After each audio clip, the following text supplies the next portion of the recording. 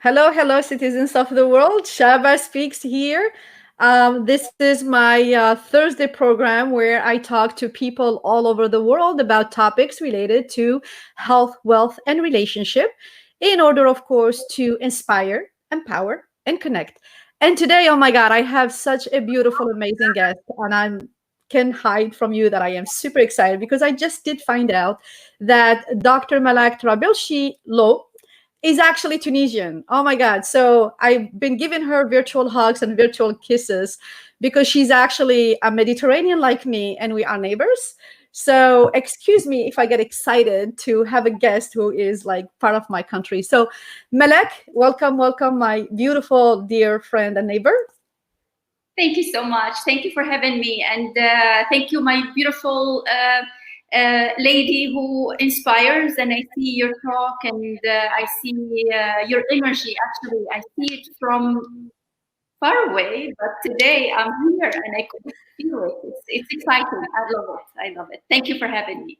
Oh, it's my pleasure and honor, and I'm going to be talking a little bit about your repertoire, which is very impressive. You know, I was reading through it, and it's like, holy cow, very, very impressive. You're an entrepreneur, you're a lawyer, a humanitarian, and these aspects or these different parts of your existence are something that I would like to talk about.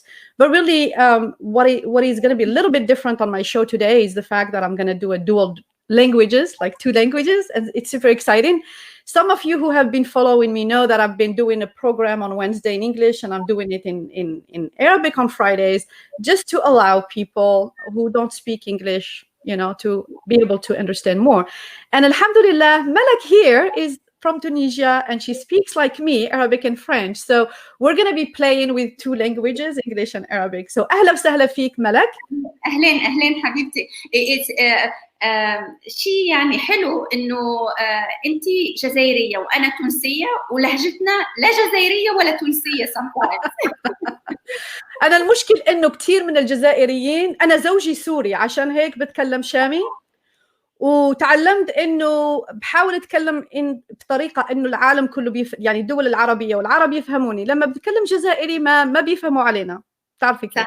صح انا افهم صرت افهم المغربي لانه المغربي اصعب شوي. So yeah, actually we're talking about the dialect in Arabic. It's not always the same dialect and it's different from one Arabic country to another, and sometimes we have problems to understand Arabic from each other.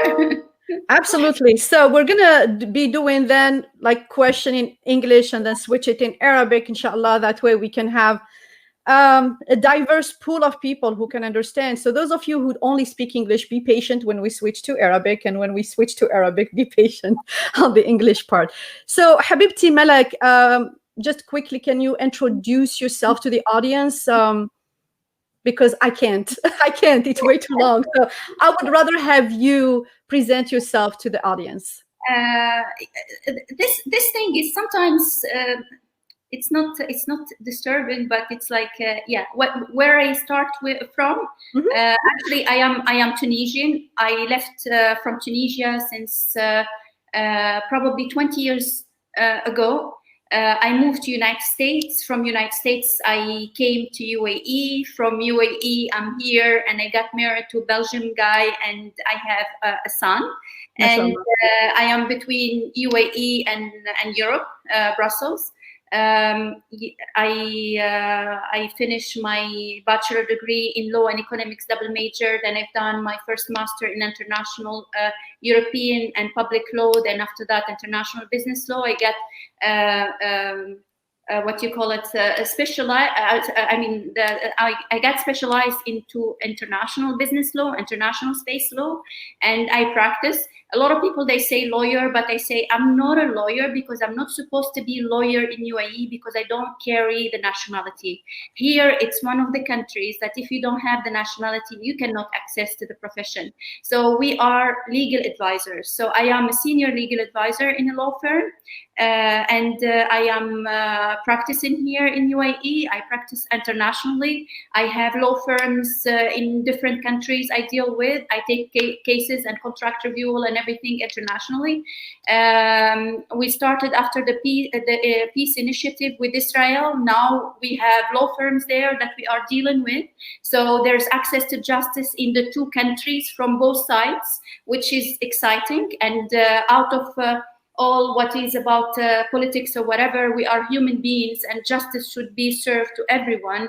And yes, and contracts and everything. It's exciting to see the legal side from that country and see and compare and learn, actually, and we learn every day. So I am also a board member and advisor for NGOs. I help other NGOs without being a board member, because sometimes it's overwhelming with all these titles and trying to cope from one to other and jiggle. So I help also young people in their startups. I empower women. I am active in different areas. I combat human trafficking. I gender inequality also. Cyber issues, cyber sexual harassment and workplace sexual harassment. And sometimes I'm not the favorite for so many people, because actually it touches some of what they might do, you know. So that's basically what I do. Yeah, I'm now in the stage of making a company that it's consultancy for space activity, for commercial space activities. And here comes the purpose of what I do is sustainability. So it's very, very important to have sustainability without our culture, sustainability in our work, sustainability in our life, because it touches all the spheres of our life. It's sustainable environment is not only the only issues that we have. People, they think sustainability is about environmental protection. Actually, it's balancing the interest between the economy, the environment, and the social spheres. And this is what I advocate, and this is the purpose of my new consultancy company, is to anchor this sustainability mind into the space activities, because commercial space activity is new now. And there's a problem with sustainability. And always when a newcomer and new businesses coming into new sector, that it's not there are not enough guidelines and international law to protect that dominion. These newcomers, they do everything, and we end up like having pollution in outer space with the space junks. We end up with having free riding phenomenon, which is not appropriate, and economically it's not viable for the small businesses. So many things that it's turning around things. So yes, I don't count a lot my time of my humanitarian work, because most of my time is going for that. And I help, and I urge ladies and young people who needs help, cannot have the means to pay for a lawyer or to pay for advice. So I help free of charge. So a lot of different things that I'm hearing already, and I'm like, oh my God, I need to ask about this and this and this and that. And there's no way I'm going to ask you to say all of that in Arabic. No way. Let's go back to something you just shared with me before we went live, and that's your experience living in America. And I think for this portion, you can probably do it in English and Arabic. يعني كيف كانت تجربتك عايشة في أمريكا؟ قلت لي إنك جيتي على أمريكا لكن ما حبيتيها كتير. I want to hear about that. رهيبة. وكان عندي يعني عالم friends who look, when I moved from Tunisia and I went to the States, I went like I was very young. Like I can say I was like probably 18 years old or 19 years old. I was young for a girl coming out from a small city, going to the States. It wasn't easy for me. But after sometimes, facing the reality, the American dream that I was having, how we are in North Africa and in Africa, we think that once we leave our, I'm not going to say a word for it, because how our rights there and no opportunities, and we are a machine, so it's isolations, alienation. Alienation for the young minds, and no opportunities at all. And actually, I see that until now, and it's painful for me. It's I see young people that they are brilliant. They cannot have the job of their dreams. Actually, they cannot have the education of their dream. We start from there, The culture sometimes is a little bit also difficult for women over there, even though we have more rights than other Arabic countries. And you know how we are strong. I remember شو اسمه البريزيدنت اللي كان زوجته اسمها وسيلة بورقيبة. Yes. Yeah. Bourguiba, he was a feminist. He gave a lot of right because he was so in love with his wife that he valued women like any other Arab. I remember because I was in Algeria at the time, and Jazairiyin, we were so mad at Bourguiba, not women, clearly. So we always told our men, why don't you guys be like Bourguiba? Let's see how he valued women. So that's where the rights of women in Tunisia is impressive. It's like unbelievable compared to other Arab countries. Yes, exactly. It was unbelievable, like better than the other Arabic country. But at the end of the day, we still in the men's world, until now, even in Europe, we cannot get the gender equality in jobs that we want. So to tell the audience, Bourguiba is the first president after the colonization in Tunisia, and he gave the right to women that no one else at that time. It was in the 50s, I think. Yeah. Oh yeah. In the 50s, that he made a secular state, and the state wouldn't be, let's say, having the Islamic law. And he's the first president at that time who said that men cannot marry 4 wives. Yeah. And polygamy was against the law. And since that time until now, it's still on. And now recently also with the some other rights acquired by women also, because in Islam you cannot get married to non-Muslim, and if you get married to non-Muslim, there is a had, so it's penalty, death penalty for that woman, because murtadda, So now in Tunisia, what is happening is they gave the right to the women to get married to non-Muslim, and it's the first country ever. Oh wow! So how long ago this passed? I think it was 2 years ago, if I'm not mistaken, or 1 year ago. It was 2 years ago, I believe. Because sometimes I'm in my loop, time machine thing, and I forget about these things. But yes, Tunisian women can get married to a non-Muslim guy. And it was a big wow from feminists around the world, and a big wow from other, like the wow, not the positive wow, the bad wow from other Islamic communities. It's like, why do you do that? Because of the Islamic belief and the reason why women cannot get married to a non-Muslim guy. But it was happening because at the end of the day, culture is moving, and a lot of Tunisian women left the countries, and very well in Europe, like a lot of Tunisian women are there. They came there and they got married to European guys, non-Muslim guys. At the end of the day, the kids, they have an identity problem. They cannot get registered in Tunisia, and they would have issue later on to be recognized in Tunisia for that. Other than I don't know exactly if the law make this death penalty, but it's in Islamic Sharia law. There's a death penalty, but they know very well it's happening. So why don't we adapt to the situation and get our kids that they are outside with their mama recognized in the country? So that's why the law was it's totally humanitarian reason behind that, and sometimes human is more important, not sometimes, all the time, than religion, because religion, it can be interpreted in 100 ways.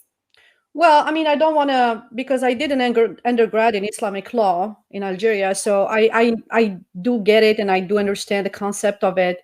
And the ijtihad, of course, is the ability for a scholar who actually looks into the scripture, hadith, sunnah, Quran, etc., and the law of the land, and also look at the society and how it's, there is an evolution of it.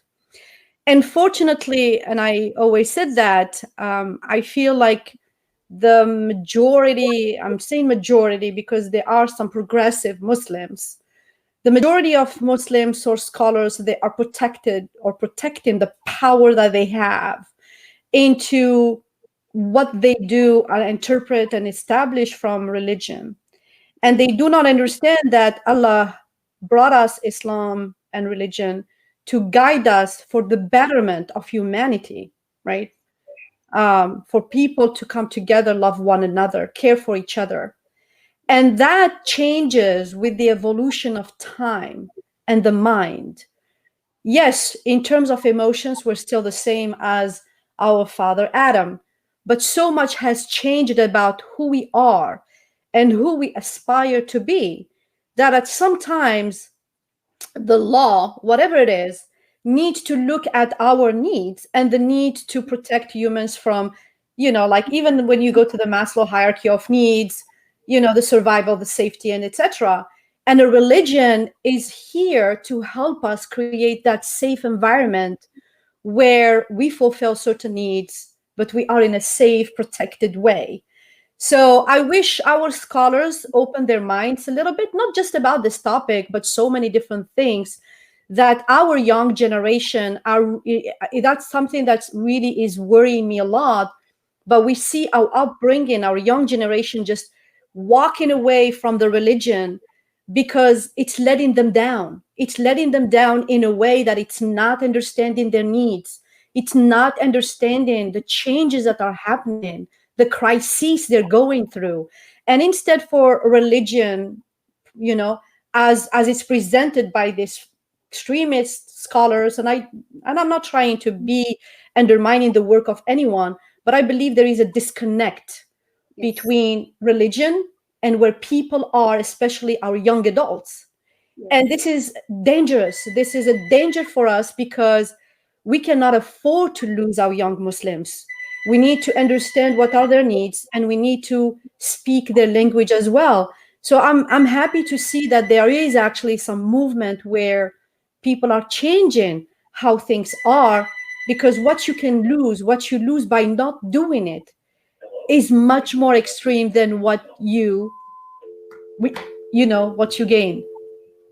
So just quickly here again, a lot of things to talk about. My goodness, you're so inspiring, and I wish all the women on the globe can hear your voice right now and get inspired to not only become the people they want to become, but also what they're willing to do to contribute to the world. And this next question, of course, I want to come back to America and why you didn't like it a little more. But I felt lost. I felt lost. I got disconnected from my, that problem when you move from one culture to another and you lose your identity in a way, and you are lost because you are on your own. So I wasn't happy. That's why I did not like it there. Probably if I go back now, I would like it. But at that moment, it wasn't just resonating with me. So, I'm going to do something quickly here. I'm going to go ahead, and I apologize for this. I'm going to ask you a question, but I'm listening. I need to disconnect my phone because it's getting on my nerves. I usually disconnect it, and I think I disconnected it last night, and I think my husband behind my back went back and connected it again. And I apologize to the audience that you guys are hearing this painful noise of the phone. I want to ask you a question, Malak, about identity. You're Arab, you're Muslim, you're from Tunisia, so am I. You have this beautiful identity, and then you're navigating. We are also North Africa. We are the sum of so much. I'm a Berber. We were under the French, and we were under, and all this lives a little bits and pieces here and there.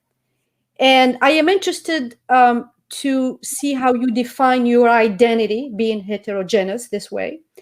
And then how do you reconcile all these different pieces? Oh, thank you. See, he's disconnecting it. I sent him a message. Thank you so much. Yeah, see, I disconnected it last night and he came and connected it. And now, I sent him a text message and he came and disconnected it. Thank you so much.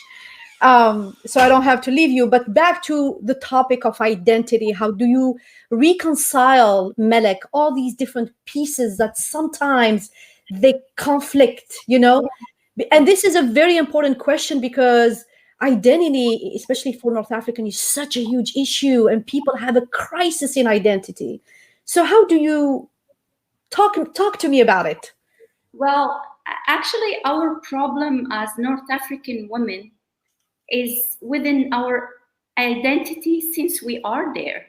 It's how we grow up, and our identities are conflicting between that openness, okay, and the residue of the colonization, the French culture, and the African culture, okay, which is typically African culture. Women are very strong, very, like I grow up, and it's not only me. My mom used to tell me, be like a man, be like a man, be a man. كوني راجل, This is how we grow up. فحلة. اي فحلة, yeah. فحلة. احنا نقولوا فحلة. Exactly. So it's actually, there's an issue with feminine, our feminine side, because we need to act as the responsible, manly, and to be there and protect ourselves and have that shield, not to be abused by men and so on. And there is other issue other than that. Is the identity crisis between the house where you live, how your family is inside, and about, be careful, don't show the neighbor, don't show the others, don't tell, you understand? It's the fear that whatever you want to do, you can do it, but don't, it's not allowed for others to know. You get the point. It's like hidden, you have your personality, you want to do what you want, but at the end of the day, as long as our neighbors or our community doesn't know about certain things, okay, it's a show. There's a show going on. There's something that the fear of the community, what they're going to do, and the outcast thing, being, for example, a rebel woman, because I was born, since I was little, I was rebel. I never accepted things for like it's been said. I like to know, I like to understand. I was always, it's not fair about things happening. So going back to the identity, you grow up with I'm not going to say traumas, because this is identity crisis issue, that we are there because we are, let's say, as you said it, hybrid. So we could wear what we wanted compared to others. At that time when I grew up, the religion wasn't very anchored in the societies. It was very open and everything. So it was cool society in a way, but at the same time, it wasn't cool at all, because we always fear what the other might think of us and what they're going to say about us, So we need to watch and calculate everything we do, how we are outside and everything. And this is conflicting. It's not my personality. I'm a person who's spontaneous or whatever. Why should I, not be myself? So it started from that side. And my freedom was my idea was to get my freedom in the land of freedom. I wanted to go to the States. I wanted to go to live the American dream. And since I was little, it was in my mind and I wanted to do it. So the opportunity came, and my uncle is there, and I had the opportunity to go study there. And when I was there, I left my uncle's house after 6 months, and I did it on my own. So that going out from the cage, from one cage, yes, I say a cage, from one cage to another. It's not easy for me because actually, I got my freedom, but did I take it the right way? What was happening? And I remember there's certain time I was going to school, I was working, and I worked, student work. I worked in libraries, and I worked in Subway, and I worked Subway making sandwiches, and I worked in restaurants, and I worked in tax offices, and so on. And I went clubbing all the time. Can you imagine? I couldn't sleep. I did not sleep. And that thing is like how women, or how a young generation were in kind of let's say a cage, and they get this opportunity to go ينطلقوا. It's difficult. So the thing is, always there is something bring back. It's the way how I was brought up, and that be strong and protect yourself, and that shield. So there is this conflict inside. It's like all the freedom that you could have, but the old programming that you had, and the matrix of your religion and your way how you were brought up. So all this is like conflicts. When you have the good guy, the angel, and the evil here, and you're trying to find your way, and this battle inside. So finally, actually, is crisis. When you get into crisis, you will have to look forward and look behind, to the past, and try to find your way. Otherwise, you're gone. It's a survivor instinct. It's survival mechanism that we all have. So once I have a crisis in my life at that time, I'm like, this is not the way, and this is not the thing. And another time, I remember I was very, very skinny. I was 45 kilos. I could go to what you call it, this Sears, and I buy from 12 years old kids. I was anorexic. I was bulimic, and that is part of my crisis that happened to me. So I used to smoke at that time 3 packs a day, 24 hours. 3 packs, So a part of me that not a lot of people they know, and it's, if I talk about it, I could help others. And can you imagine, like, all of a sudden, I quit smoking, okay? I quit that partying and going out and everything, and I was looking for my future and how I can build and how I can do. I got married over there, and then I moved from the States, and that was my first husband. But I divorced also. So it's like, where was he from? He was Jordanian. Okay. Yeah. So so this life path, it's and all of them, there is identity issue. Can you imagine that my identity was found through my purpose, and not long ago? Because I had all the time. Yes, I had all that time, the conflicts coming and back and forth, because I'm married now to a Belgian guy, and he's European, he's Belgian, he's not Arabic with nationality, 100%. So it was, even with him, it was a problem to understand different things, even though I'm open-minded, and I'm not, when you are traveling and going out of your comfort zone, you need to understand, and you need to embrace the others. This we cannot not embrace the other, because otherwise it's a problem. The pursuit of not happiness, but of purpose. That was the purpose.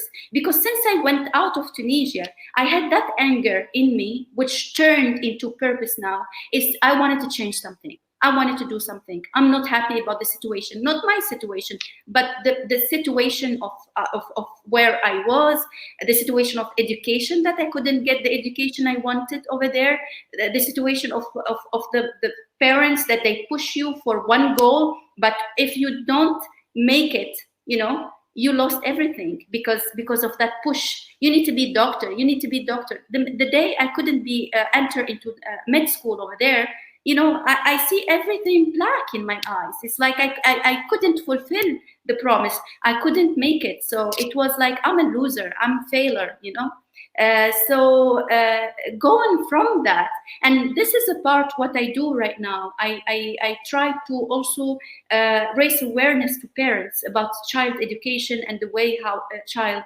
need to be brought up. based on my own traumas, and based on I am a mother also, and I see my kid. And my kid wanted to do a lot of things, and he changed his mind. When he changed his mind, do I go after him and tell him why you changed or whatever? I try to empower him. If he doesn't want, it's up to you. It's your thing. But I believe that this is more possible for you to do. So this is the thing. It's more than crisis and identity crisis. It's a pursuit of let's say something that we are after, whether it was a purpose, whether it was a education or job or something. And we if we put something in mind, we can have it. But in that path, a lot of things change. And it's okay to change the purpose. It's okay to change your goals. It's okay to be open to others, it's okay. But at the end of the day, work on your own traumas, okay? Work on your own issues before you try to see what is problematic in your way, because most of the problems comes from within. Wow, that is amazing. Honestly, I feel like I'm listening to your story and it's kind of a copy with mine, Oh, wow. not in everything, because we're two different people and we had different journeys, but the experiences of growing up as the black sheep of the family. I remember growing up, I always did things my way and I got in so much trouble. God helped me with that. And I try really to go against what society was about. I grew up wearing like jeans that at the time we didn't have torn jeans. That's something you don't remember. I remember. And I remember tearing my jeans and creating holes and dirt, kind of making them look bad, and I was, I don't know if you recall Madonna's bracelets, like the black ones she was wearing, like these, and just kind of an attitude. And I got in so much trouble just because I was like, no, this is not who I am. I want to explore and I want to explore and I want to explore. And I tell people now, don't have regrets of things you want to try. Don't be afraid, even if it gets you in trouble, as long as it's not dangerous, harmful to you. Explore, because I think if I haven't gone through all those ups and downs, and I did Sufism and spirituality and a little bit of that, a little bit of atheism, a little bit of everything, right? A little bit of everything I've done. I've been there. Yeah. And I remember growing up, I was in a lot of trouble, but then I am the only daughter of one older brother. And my dad, who's a Berber man, for us, men are like the symbol of success and power. Yeah. And I think maybe when I was in college or a little later, after, a little bit after that, I was probably in mid-20s. I remember my dad, who passed away a year and a half ago, Allah yarhamu, he told me, I would rather have you than 10 boys. So, which means I had proven myself as a girl.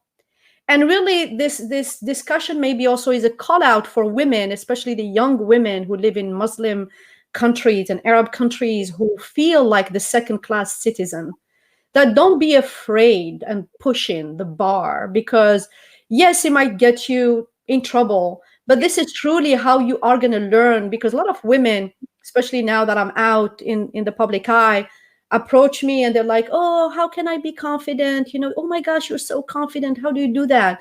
You do that by daring.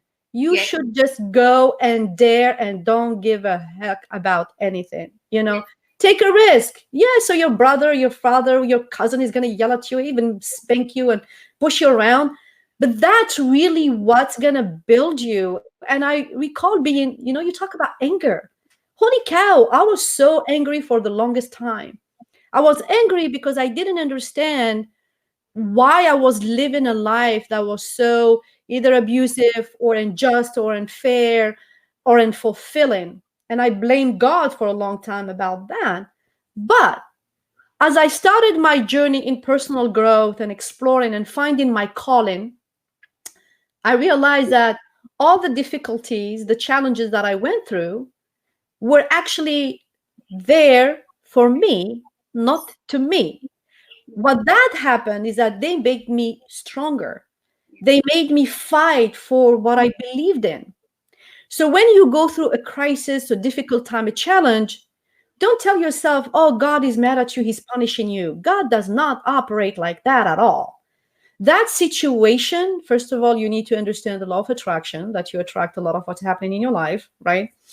And then the second thing is whatever you're going through is helping you to go to the next Yes. level. So I love everything you said. It's like home run for me, because I really feel like even though our journeys, faces, names are different countries or whatever, but we really had like that same experience into coming from these Muslim countries where literally we had to fight. Nobody gave us anything for granted. Nobody brought us, here is a plate of freedom. Here is a plate of education. Here is a plate of success. It's all yours. No. And I want the audience to relate and understand that if you are going through a difficult time, it's really on you to create and design your life, but don't expect people to give you anything for granted, right? Yes, there is one thing I would like to add, because yeah, I'm following up what is going on in Pakistan and what is going on in Palestine. And actually, I was devastated. I think 6 months ago. I don't remember exactly the time. Like for in Pakistan, I'm really upset about what's going on with the child marriage, and I've seen clips and things like that. How they drug the girl for the husband. The husband is the age of her grandfather, Wow. and that it's something that I would love to do something about it. Okay, but the problem, I'm far away, and I cannot do something, and I don't know what to do. The other thing is also that I cannot do anything about it is like you said, dare and be strong and dare. Actually, some women dare, they tried it. They tried it and they end up in coffin. And this happened not long ago in Palestine and in Syria. That women, they dare to say, go to hell to this, man in her family. And actually, she got abused. And the one that I'm talking about, she was in Palestine. She got abused, and she ended up 2 times in the hospital. First time, she was broken everywhere. The second time, she was half broken everywhere, and after a few days, she died. And actually, the problem also, what I raise my voice and I say, this has to end through laws, because actually a woman, she's abused and she went to the hospital the first time, and she was broken everywhere, and the doctor know that it's coming. He knew that it's coming from her brother, and did not call the police. They did not do anything.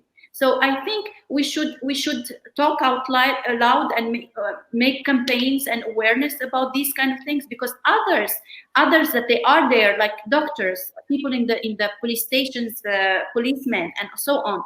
They have responsibility, but in these countries they try to hide things on their friends or the men around, and they don't want to say what's going on, and they don't want to reveal what's going on and bring justice to that girl. That girl was broken everywhere the first time, and she had concussion, and the second time she died. She came back and she died after 2 days from the same man who abused her. Yeah, and you cannot see, this is where I tell people sometimes life is bigger than ourselves. If you choose to spend this life worrying about yourself, just be so egocentric, all I care about is my well-being. Of course you will go through depression, you will go through anxieties, you will not find joy or happiness. The second you get out of yourself and you start looking about what is happening to our brothers and sisters, and I'm talking humanity wide, regardless of religion and whatever it is, and you really start, and I really have goosebumps right now as I'm talking about this. The second you start shifting the interest and the focus to humanity, the injustices and what is happening, and even the beautiful things, how you can help people grow and be happy, etc., how you can help people design a better life, you will feel less anxious, less depressed, because your life will have a meaning. There are people who need you out there. If you start hearing the call for need, you will be less focused about yourself. And I mean, we are in America, we have a president who is all about himself, and that man can never be happy. There's no way anything can be, anything good can come out of him. And I don't mean to be political here, because it's not even about being one party or the other, but I'm looking about identity, and I'm talking about character and what people are bringing in this world. When people are, all they care about themselves and their well-being, and they become like selfish and self-centered, that's when they lose track of themselves and they cannot define their identity. And I go back to what you were saying earlier. When you find calling, when you find what you're meant to do in this planet, help these women and these men. And then my next question is about, human trafficking. And human trafficking is a topic that I actually heard of back. I used to work in a library as a manager and a director. And I read, as we were talking about human trafficking, and we did some programs to create some awareness, because a lot of that actually is happening in libraries, especially with teens. They come to the library and, they get kidnapped and deviated, whatever, homeless, especially growing population of homeless people hang out in public libraries. And the human trafficking also is generating another big issue, which is the black market for organs. They take the kids or whatever, they chop them down, and it is, beyond cruelty that, and I really, again, I invited you originally to talk about entrepreneurship and so on and so forth and success. But then I saw your bio, and I'm like, oh my God, it's like what you have to offer in terms of wisdom, knowledge, expertise about this topic, I believe is more of value than any other things. I believe. So would you please talk about human trafficking? I would tell you something. I get called for a lot of conferences, and they ask me, you can promote yourself, you can promote your products, you can promote your companies, you can do this and do that. I'm like, no, I can promote it. I pay for it through a marketing agency, okay? And I do it with my business, for my business, away from what I do for humanitarian work.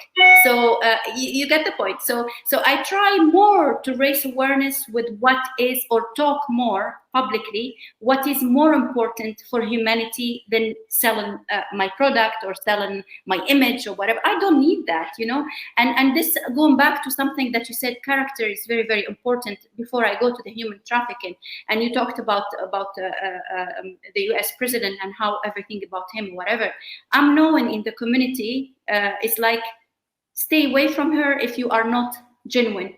If you are not a person with compassion, stay away from her. Because for me, I wouldn't tolerate 1 minute someone is coming, talking to me and want me in for something, to be all about his ego, all about himself, free riding the wave for his own agenda. I would cut him short straight away, and you're out of my life, out of my world. Because for me, if you are coming here for something, it's about you telling me, it's about cause. Be up to it, be genuine, be real, and don't play 100 ways, because I will cut you off straight away and keep you out. So this is very, very important for me. I speak about this more than entrepreneurship, because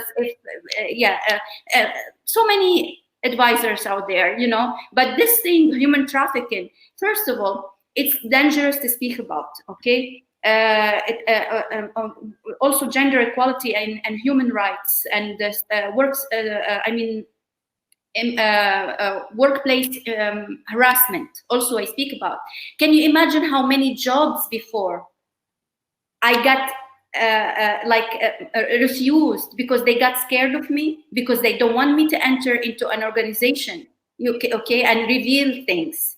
So my character, in a way, got on my way to move in big organization, and I don't regret at all. And I'm not a person that will go and serve an organization that they say typical values, and really the values that they have, zero values, So I stay away from these things. For me, human trafficking, human rights, gender equality are more important. And some women out there that are abused over there at home, they needed just a small little, basis amal, this a little bit of light, coming from someone to say, you know what, life is not easy anyway.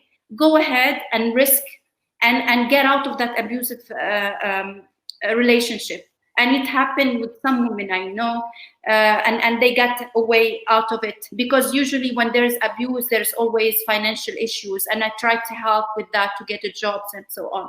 Going back to the human trafficking, like I said, it's a dangerous topic that sometimes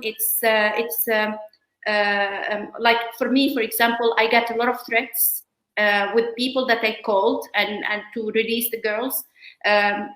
Here we have laws, okay, and the law is strict, and even the law analysts, they say our problems, most of the problem is coming from the victim itself, herself. So when it comes to human trafficking, the victim is my problem. Why? Because at that moment that she is there to go with me, or to call the police, or to go with me to the police, or do something, or reveal identities, she's scared.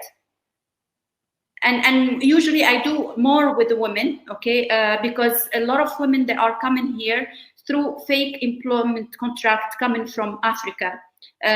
People that they know in Africa arrange that from them. So they come here and they found out themselves locked in apartments, and they are put either in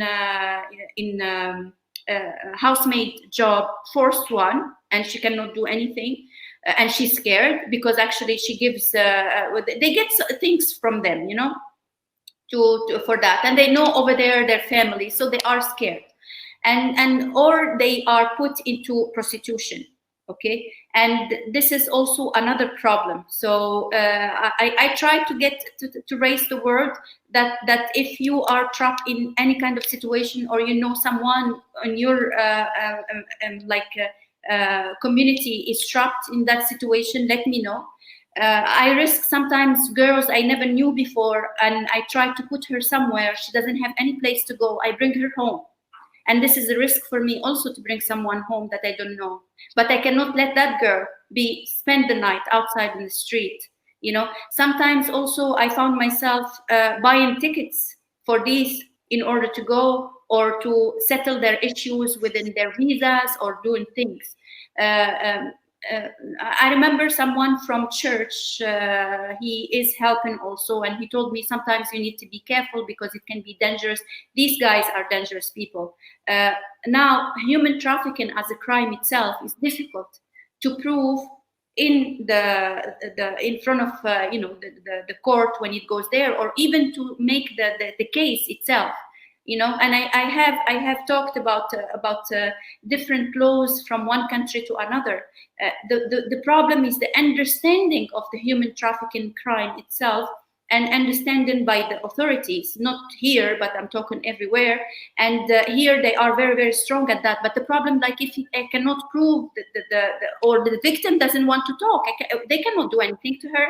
You know, if I take her with me to the police station and she wants to talk, if she doesn't want to talk, I found myself over there and there is nothing to say, you know.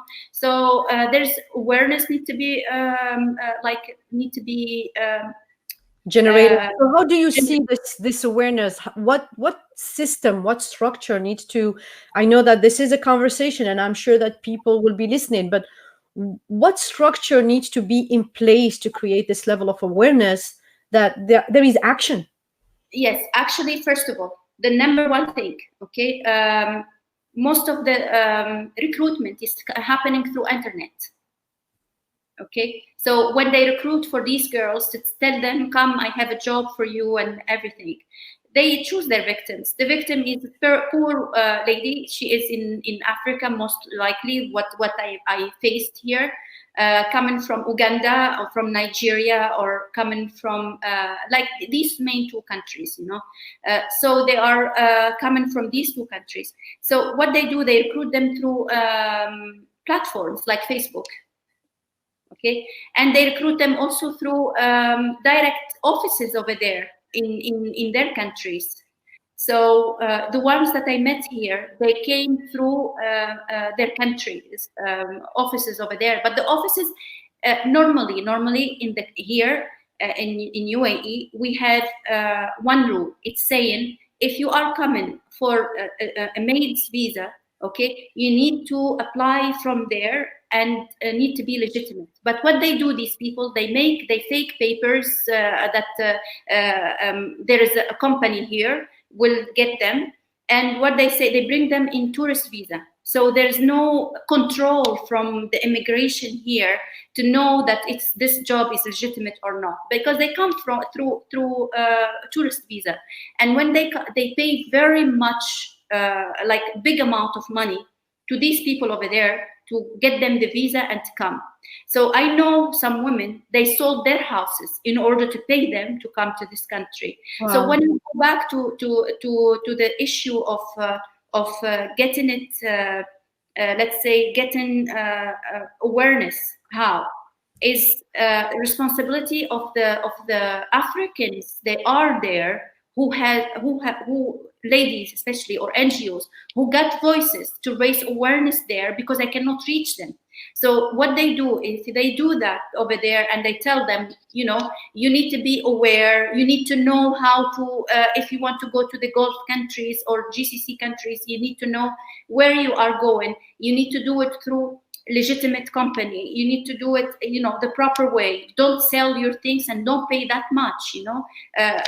So it's something that can be done over there in that country. The other one that I'm talking about also is to have a certain of control against these traffickers, that they are luring women on Facebook or on other platforms. Is very important. It's their responsibility. Now they are doing censorship because of X, Y, Z. I'm not going to go through that. Why they don't do it for human purposes? It's like for humanitarian purposes, and catch these predators that they are doing it. And actually, when they enter, I know some women, when they enter into prostitution, and we saw movies, you know, and it's the same thing like movies.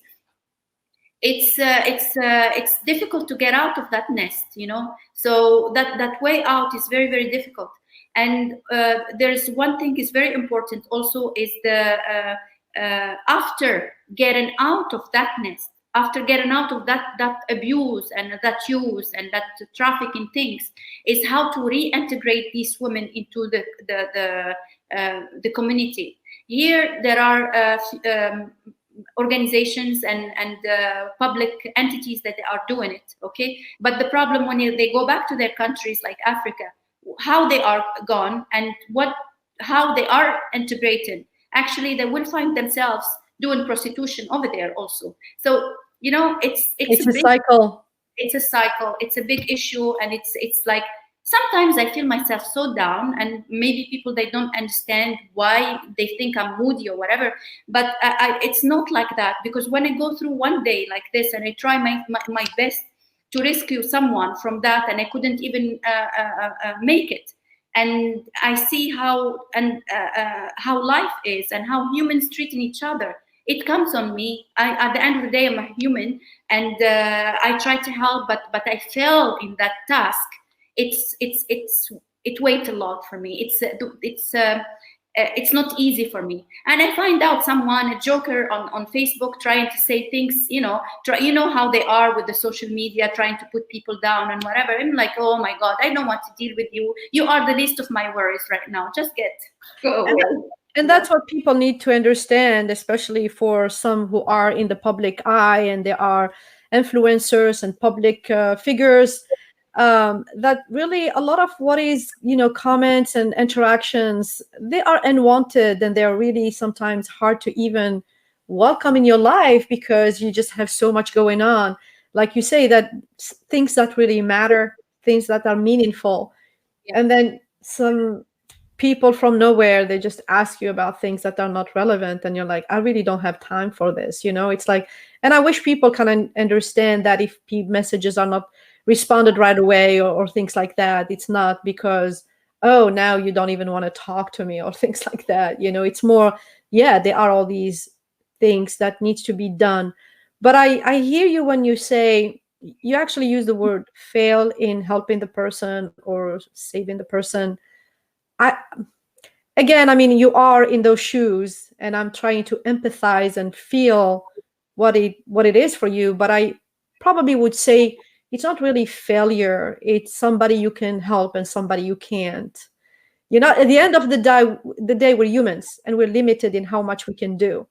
And I think once we accept our limitations with the understanding that we're trying our very best, that will give you a sense of more of the positive thing that you're contributing to the world. So you're doing your very best and your intentions are beautiful. There are people you can help and people who need to help themselves. Yes, you're right. But I'm trying to say, don't be too hard on yourself. Yes. I try. But look, they see most of people. What they see that strong, iron woman, that she's there and she's very strong, and the way how she is, and she doesn't care about what people say and so on. The thing is, like, when I give 2 days of my time, from morning to evening, running from one place to another. Trying to do to save a girl, or when I take her to places in order to sort out her problems, and I know that her issues also cannot be solved because of proof and evidences and things like that. It's also something else. It's like it's not a problem of a system itself. It's a problem of the whole situation. Actually, it's sad. I look at it from humanitarian point of view and humanity issue. It's like, well, sometimes it's like, I don't like that people are left behind. You get the point. It's like, I don't like that people are not saved, are not getting out of their situation. I keep on. I mean, this is a big deal we're talking about. This is not somebody who didn't follow the career they wanted or get the job they want. This is life or life or death situation. Yeah, I mean, these people get kidnapped, and then they're drugged, and they are abused, and they are raped, and their whole dignity, their whole humanity is taken away from them. So it's a big deal, I really feel, I don't even know if it's something that I can do personally, just because I'll be probably crying every single second. But you being there, I don't want you to, to put too much on yourself, because what you're doing is beautiful, and there are people you can save and people you can't, and you have, I guess, to be okay with it. I don't know how else I'm gonna put it, but I really feel you and feel for you. Actually, when there is prostitution in the picture, they are always caught. These criminals. But when it's more about maid job, and the person is coming here to find herself in a maid situation where she finished her university degrees, and she's here. Finding herself locked out in an apartment, and going from there to the family where she will serve, there's an issue. There's an issue because actually they signed documents. They did so. It's a whole situation, and there's what I say, awareness over there in Africa is very, very important. And I'm calling all these African NGOs in order to raise awareness. They make campaigns. They show how it is like when they sell these girls, they sell their properties or do these things in order to come looking for a better place, a better life. Yes, and better life. But at the end of the day, they find themselves in this situation. I think they have the responsibility, and I give them the responsibility. And I know there are people from NGOs right now, they are looking there, and I tell them, raise some awareness and get some campaign against human trafficking and against people that are coming from Africa to GCC country to serve, while they did not sign to be maids. And when they come here, they're not happy. And we've seen a lot of issues going on in Saudi Arabia, where the maid, she lose her brain and she murdered all the household. So there's a big issue. So we need to work together. So I try to do my best, but there is responsibility on the others to do this kind of things. Absolutely. So Malak, I'm gonna finish up with a call for action, and I want it to be in both languages. So call for action. نداء شو call for action بالعربي؟ نداء action or والله ما بعرف. call for action. انا كمان لما بدي اسوي translation من عربي للانجليزي او من الانجليزي للعربي اضيع. Yeah. طيب بالانجليزي وبالعربي what's your call for action for people who are listening? Just be nice to each other. What I'm going to say, just be nice to each other, and every day wake up and say, today I will do a good deed for today. It's like, it's not even money, it's not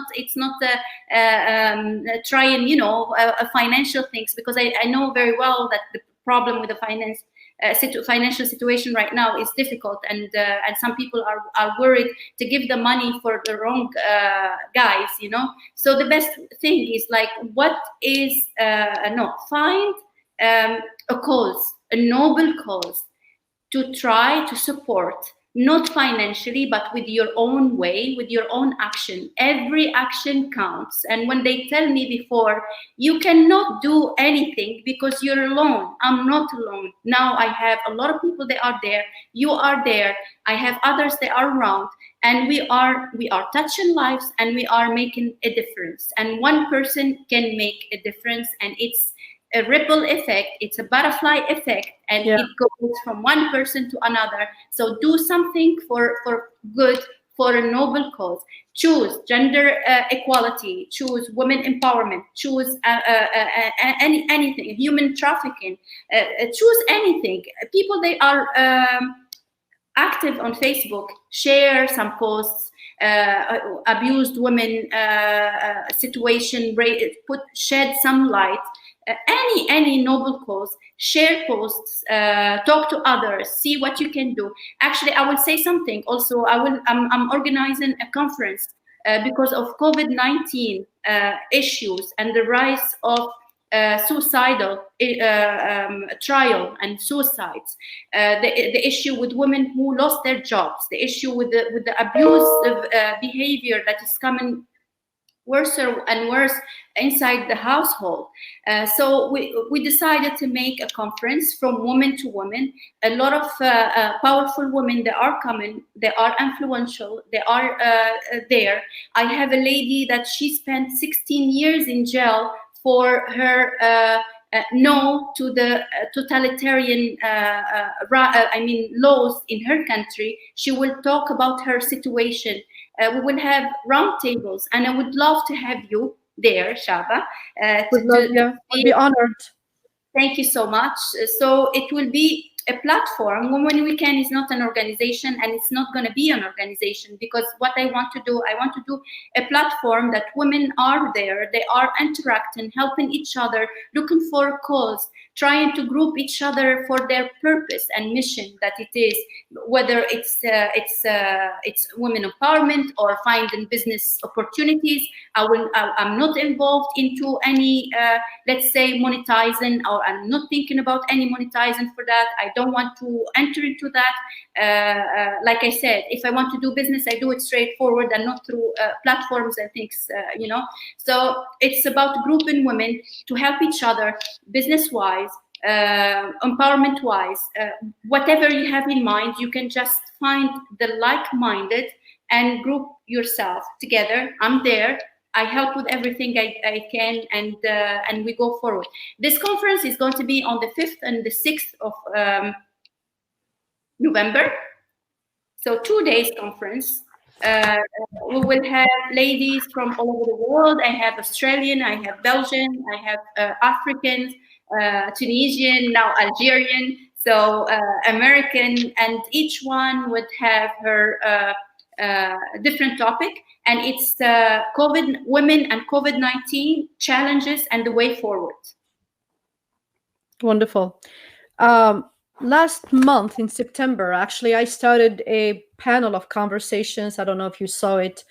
And I had my friend Shafat from Pakistan. He was also in the e-commerce summit. I know you know him. And I had Maryam and Raheen, beautiful, beautiful young entrepreneur, 13 years old from Pakistan. And we started actually a conversation Sorry. about Raheen, I got to talk with her. She's amazing, 13 years old girl. Yeah. I mean, we have a lot of girls like that right now. Yeah. Our world will be amazing. So I did start the series of conversation. Okay, originally I was doing it just as a panel because Raheen actually is my virtual daughter, just as an FYI. I'm her virtual mom, and now my virtual kids are growing online, alhamdulillah. So I talked to her about her online presence and experience, and she shared with me some troubling things for a 13-year-old girl, about things that she is exposed to online. And then that triggered, sometimes you see a problem and you want to fix it. You want to at least have a conversation about it, because I'm nobody to change or fix problems, but I can definitely call them out and I can definitely engage a conversation. So last month, then I said to her, let's do a panel of conversation about women in social media. And then I'm interested in Muslim women in social media or Arab women in social media, because our culture is completely different. So we started talking about that, and I had a very nice panel. And I'm hoping to do it on a monthly basis, like once a month, maybe mid-month, have a conversation about building or creating an awareness that some people will hear about what it means for women to be in social media, to use social media. Personally, social media for me, it's not any different than when I went to school, when I went to the market, when I went to corporations. For me, it's a platform, it's a tool that allow me to do my job. Unfortunately, it has all this stigma, this cliche. A woman online is dying for attention from men, and we're getting all this weird stuff. So I started the conversation, and then one of the aspects that we spoke about or brought about is helping men and women to know that there is cyber law, that there is cybersecurity, that there is things that they should be aware of to be able to protect themselves online. And so I want to continue the conversations about, women in social media, because clearly it's a dear topic to my heart, me being a woman in social media. And I want to also educate, build awareness, and share experiences, because some of them are very troubling, to say the least, when you're online.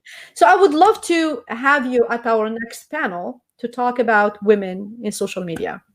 With pleasure. I don't know if you saw my video. One time I was outraged about one thing. Actually, it wasn't the first time. It was maybe the fourth time I received all in the sudden some nude photos from different guys. Yeah. Like, I did not call for it. I never spoke to these guys. They are there following me and friends, and I am very careful who I accept, because I have niche, friends, space, industry, and some NGOs I know very well. But all of a sudden, I received that. For me, it doesn't bother me, It doesn't really bother me. But outraged for what? First of all, I am strong and I can take it, But I put myself in the place of 15 years old or 13 years old. She's my niece, 13 years old is my niece. She looks much older, but I put myself in her shoes. And when she received like that, being Arabic, how we are, if she wants to go and tell my mother, her grandmother, because she's being brought up by my grandmother, by my mom. So if she goes and tell her like that, I know my mom, how she's gonna act. She's gonna say, blame her for that, You get the point. So because we have always the blame of the one who is exposed to that. It's like, it's your problem because you are on social media, because you put this picture, because you get the point. So the culture, sometimes it blames the woman who is the victim to that. Yeah, and then even in the case of rape, a woman gets raped and we blame the woman. Yes, exactly. That's another topic, but yeah.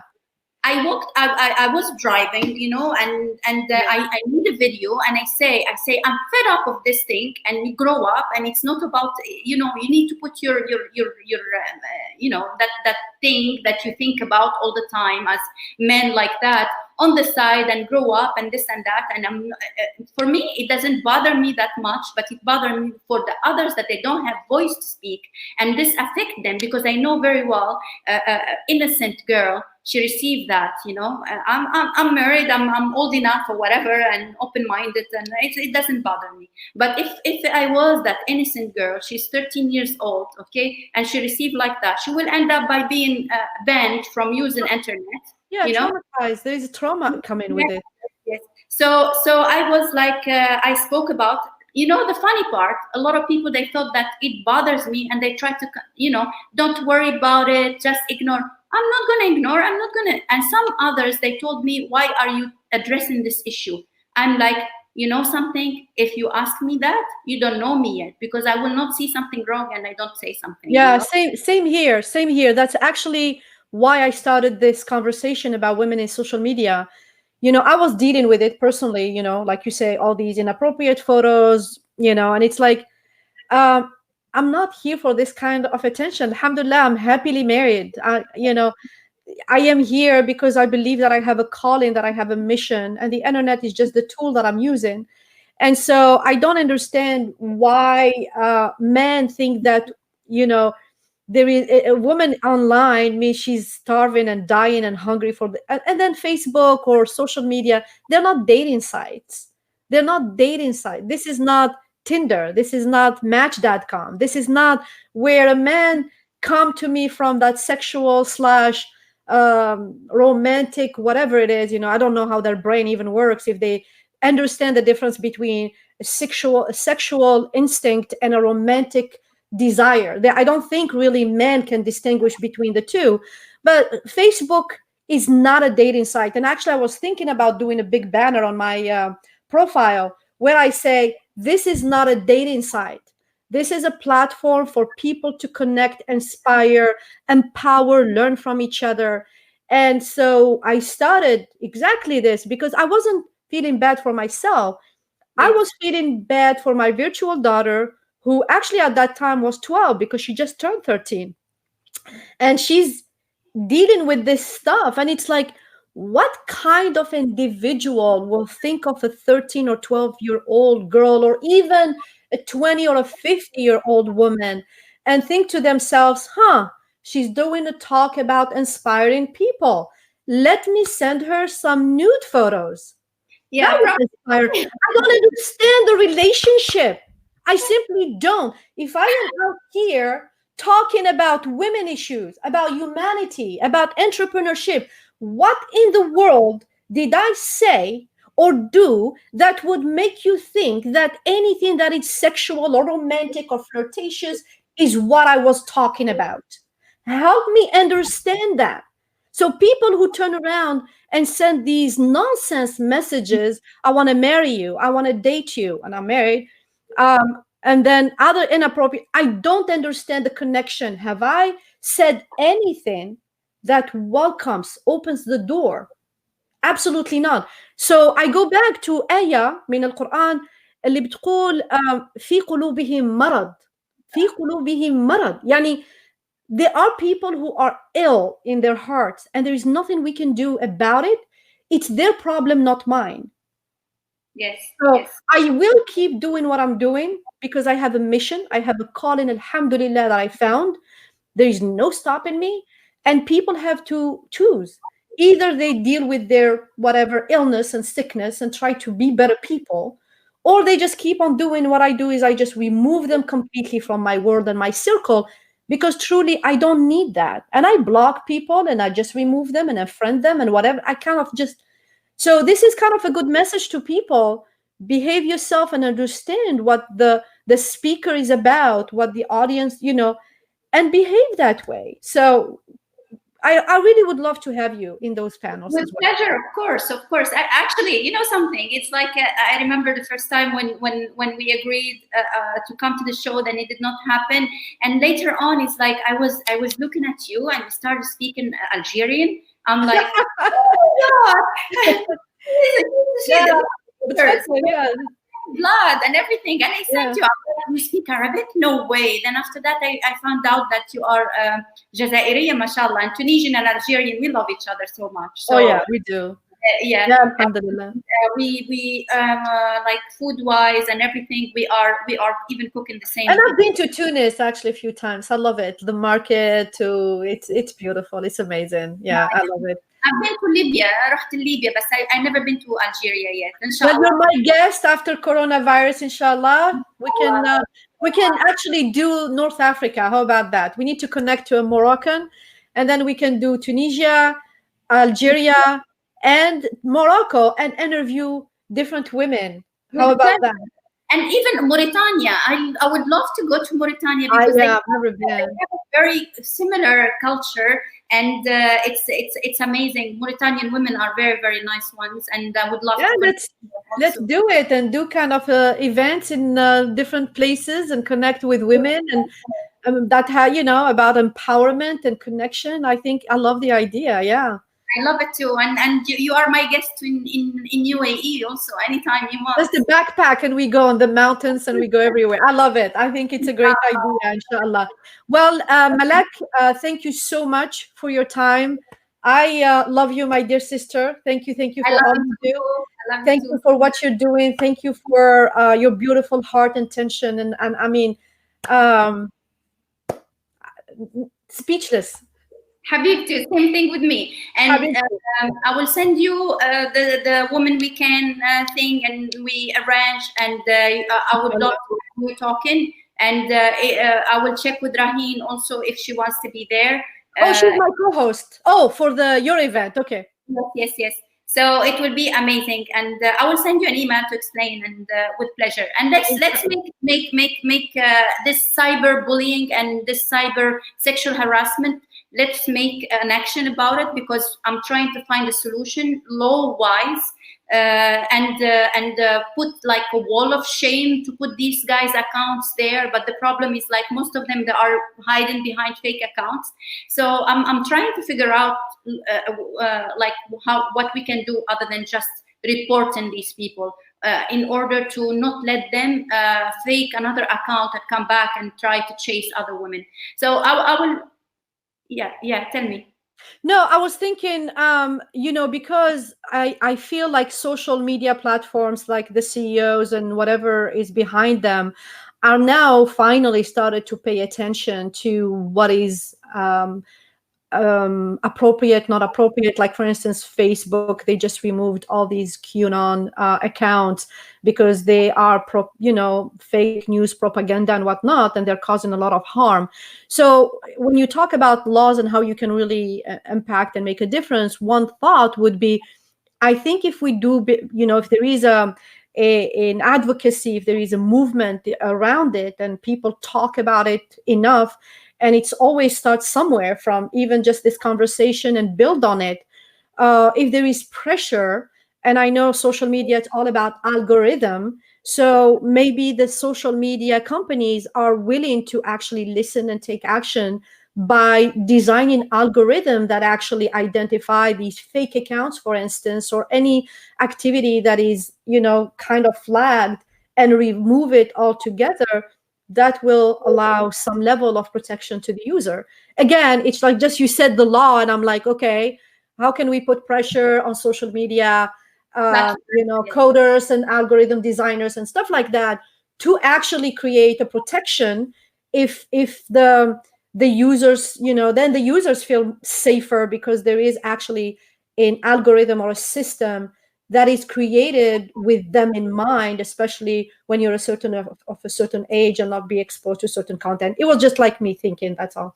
Yeah, actually, something, I think by the terms and condition, under 18, I believe you cannot have an account. I'm not sure. I have some cybersecurity people I can reach out to, so they explain to me. And for this, what you just said, we need to get to the people that they are specialized in order to give us their insight, because it's out of my expertise. But for the whole thing, actually, the issue is like, Are we really? How can we get this these people catched behind a fake account? It's this is the problem. It is.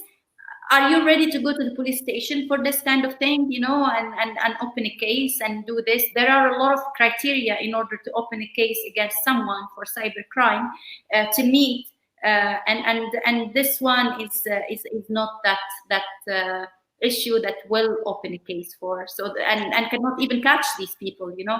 So I had a situation recently with Facebook actually where I was harassed online by somebody. And then, yeah, of course, most people, when they are inappropriate, I would just remove them and block them. But this one was a little over the top. I reported it to Facebook, and first of all, they didn't even have that category, you know. The category that I was looking for was not there because they give you like 3 generic options. Yeah. And then the response right away is that they couldn't, they cannot, solve the case or whatever else. And I try to find even where I can put a ticket or send a message where I explain the story, because I have all these messages and I have proofs and I still do have them. And there was no follow-up. So there is actually a lack of response from these companies to really listen to the user and understand their concern. And it's like, okay, at least follow up. You open a case, allow me to show you the evidence and the proof and act on it. But it was a complete failure. So this is what I mean by having these companies pay more attention to the user and give me categories that are actually right what I'm looking for. Allow me to express what the issue is instead of giving me 3 options and then you send me back a message saying, sorry, can't do. And I was really, really angry and unhappy about the situation. And I think this is where we have an opportunity through awareness, lawmaking, to really pressure these companies to at least allow the user to explain what it is and present the case, because a lot of these people should not be online, period. Yeah, all right. You're totally right. And actually, it happened to me a few times also. I came across different accounts that they were inciting for hate and inciting for terrorism. And clearly, it's like inciting hate against certain. Anyway, I'm not gonna go through. Because we're gonna have more conversation because clearly we can talk forever. Yes, يا ريت نعملوا قهوة عربية والشاي وشوية هيك almonds and some things and and we can spend a whole day online, and then we can invite people come in and out, and we're like just having a hangout with the Maghribiyat. No, that's wonderful. That's wonderful. And that's the beauty of, like, we talk about social media. That's the amazing thing that happened when you bring people that are like-minded and they share a vision and a mission, and they share a calling. And I think it's beautiful when they put their hands together, because احنا عندنا في الجزائر مثل يقول لك ما بتصفق بيد واحدة ما تصفق. You need both hands, and by holding hands, I think that's why we can connect to the world and make a difference. We cannot make miracles happen, but we can at least contribute to the betterment of the world. Yeah, ça, totally right. Je suis vraiment d'accord. Donc, شكرا حبيبتي كتير. Yeah, I mean, الحديث بقية. I think we're going to have more conversation, inshallah, and I hope we're going to do more work together. So very, very excited and that I met you. Honor to be part of your circle. Mirror. Thank you so much. And Wallahi, I wish I can give you hugs and kisses. So my heart is hugging you. Thank you so much. Thank you, audience, for being here. I know we went a little over the time. God bless you all, and I hope this discussion was a benefit of you. May Allah accept our deed and guide us for the betterment of humanity. Thank you, guys. Thank you, Malak. Thank you. Bye-bye.